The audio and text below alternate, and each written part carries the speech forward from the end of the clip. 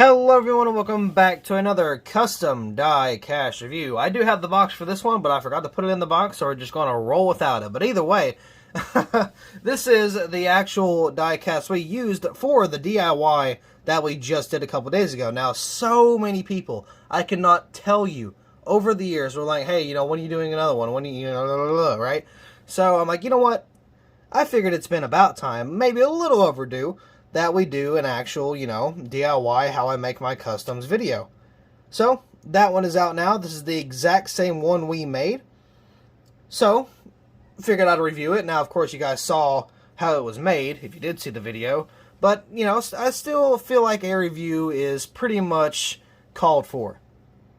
Now, this one, as you noticed, did not have any confetti. So, at least I think so. I didn't see any, reference, because I looked at the actual die-cast and it did not have any confetti on it. So if you're kind of curious about how to do the confetti, and that's kind of why you were there, I will do a video on the confetti. Don't worry, you will have that soon. And I'll also do a decaling video. I'll do all kinds of stuff, so don't worry, I'll have all categories covered here soon. And when I say soon, I don't mean another 2 years like we have done with the last one. But either way, this was probably one of the dirtiest race wins I've seen. That was fairly simple to do because it didn't have any confetti. So I figured, why not make this one the one to do for the video? Because, it's got a lot of race wear, a little bit of damage. So I figured it would be perfect for my style of die-cast making. So I figured, why not just kind of throw that out there. Now, normally I would have my cars look like this anyway, even if it wasn't nowhere near as dirty, because I like how that looks. Because, in my opinion, you can't really go wrong with a dirtied up race car, but this one was actually accurate. All the race wear on it was really heavy, so, I had a pretty good time doing this video for you guys who just kind of want to learn a little bit about some of the techniques and some of the styles that some people do. So I figured, if anything, I would kind of owe you guys that video. But this is the 2016 race win at Bristol for Harvick. I don't remember which race win this was. I know I did not have any winner stickers or anything for it, but I didn't go all out with that. I just kind of made the race win itself. The only mistake we had was something I did not do on camera. Actually, I had it already done. Was I did a little bit of a mistake on the back windshield there. I kind of drilled into the windshield, not meaning to, obviously, but I will also have a video about how to drill out the car as well. Because believe it or not, there are also a lot of people who still don't really understand how that works. So I'm going to put out a video on how to do that as well. But anyway, on to the actual die-cast review. We'll kind of take a look at what we did here. So, right here on the hood, if we can focus, there we go. Busch Beer, product of USA. Celebrate Busch Classic Tradition right there. Of course, again, you got super dirtied up race car. Again, we'll take a look on the front of that, or on the front of that here in a little bit. You can see I got the interior detail. We did do that on camera as well. We did this entire car on camera. I got the roll cage in there. You can see the steering wheel gear shift is all painted. So again, done on camera. Got the number 4 right there. Jimmy John's behind that. Again, I got the little mess up right there on the bottom of the rear windshield. You got Busch, if we can focus maybe. It does look a little off-center to the left. But it's not really that big of a deal. Got a black spoiler back here. Again, if we can focus, that would be very, very nice. Maybe. There you go. Celebrate Busch Classic Tradition. I got the SS there. Got the number 4. The other SS. There's 2 SS's there, actually. Got the Chevy bow tie, Busch. A little bit of paint chipping on the spoiler. I might have to fix that. So I got the SS's there. Again, number 4 with the exhaust pipes that nobody likes. The old taillights there. Over here on this side, you got Jimmy John's, Mobile One, Haas, Mac Tools, Busch. Got a little bit of race wear there as well. And of course, you got the mountains behind that. Gotta love Busch, man. Busch was or still is a very awesome sponsor. Not only that, their paint schemes are always immaculate. So that's pretty cool. Got orange, or not orange, got yellow, Kevin Harvick there. Twitter, Facebook, and Instagram. Remember when that was the whole hype, was all the media stuff. I got some stuff on the B post. Can't really tell. I can tell Hunt Brothers Pizza, Mobile One, and maybe Jimmy John's. I'm not really too sure, but got the Busch right there. Got Exalta, Bosch. Oh, can't tell what that one is, and that might be Rush Truck Centers there. Got a very small exhaust plate. That was how the car actually looked. Got a lot of race wear down here on the side. Again, this race car was super dirty, so I had to capture that. Got some race wear tires here, and then, of course, got a blacked out tire there on the front end.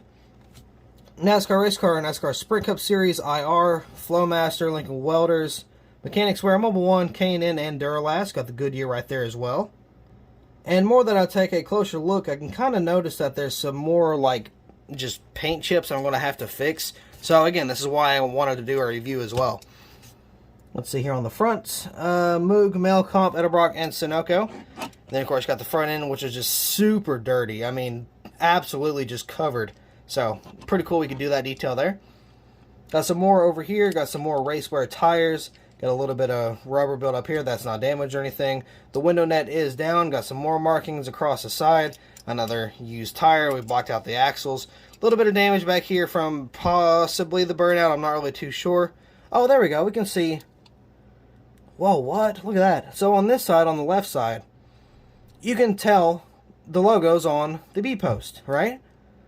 You see that? So on this side, oh yeah, the B post looks a lot skinnier too. That what? Why is it so much like skinnier? This one's so much fatter and this one's so much skinnier. I don't understand how that works. But anyway, you got Outback, Ditech, Hot Brothers Pizza, Mobile 1, and a motor or something, maybe somewhere around there. Either way, we can tell what's on the B post now. Bush, again, you got the worn out tire. Got some damage back here on the back, and then of course you got the fuel spillage right there on the American ethanol ring. So of course going to the underneath of the car here. If I can actually get some good lighting first and not freaking blind everybody. There we go, that's a little better. Underneath, of course, you got just, you know, your standard stuff I always do. Got the silver transmission drive shaft. Of course, you got the exhaust, if I could figure out what I'm trying to talk about. Got the axles, the support brackets, and the little braces on the front here, and that little support brace underneath the transmission. Those are all black as well. So, you know, just your standard detail we always do on customs. Again, if you want to figure out how to do that, you can go to the link in the description. I will try to remember this time and actually put the link down there. If not, it's on my channel. It's super recent. We only did it like, what, 3-4 days ago? If that, so it's still pretty fresh on the channel. It has not been buried in videos just yet. So if you did not get a chance to see how we did everything on this number 4 car, you can go and take a look at that just real quick. It took me about 1 hour and 40 minutes to record that entire thing. Yeah, just kind of a heads up. I mean, like, it takes a little bit to make these diecasts, but that's what's so fun about them. It takes time. You have to make sure you're doing everything right. You got, and like, in the end, and it looks good. So, you know, it's definitely a lot of work. People don't really realize how much work goes into painting and, you know, customizing and damaging all these cars. And that's another thing. A lot of custom diecast makers just try to make a quick buck, throw a couple things on there, and then throw it for sale. Not me. I'm not worried about the money. I'm actually trying to get rid of my old cars. Like, just any old cars I have that could be turned into a raced win or a crashed car. Absolutely, I'll go all for it. Not only that, but I mean, of course, there's a few things that I do buy to make customs. If it's like a super gnarly crash or a super really cool raced win that Lionel's not going to make, I will make it myself just so I can make it, and then of course I do sell it afterwards because I didn't want to keep it. I just wanted to make it, that way I made it, and then now that I made it, I didn't want nothing to do with it anymore, and then I threw it up for sale.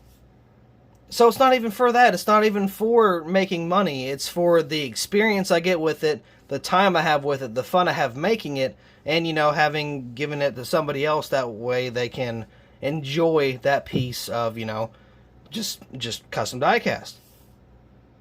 But anyway, I'm kind of rambling on. I really don't mean to, I promise. But yeah, again, if you want to go check out that video, if I remember, I'll leave a link in the description. But it was very fun. I liked actually doing something like that. Now, I did do something like that on live for Instagram a while back. And, I mean, it was really hard to do something with it. Because, like, I wasn't making a full-on raced win or raced version. I was just kind of doing a little bit here and there, seeing if I could get any good camera angles. And then finally I kind of took a shot at it. I'm like, you know what? Let's go ahead and make this a official video. So there you all have it, and I hope you enjoy this video and that video. So again, with that being said, I do believe that'll be all for this custom diecast review. Thank you all so much for tuning in to both of those videos, this video here and of course the DIY video. It means a lot to me. You guys don't even really know. I promise you it means a lot. It's just kind of hard to show, but nonetheless, I will see you all in the next video.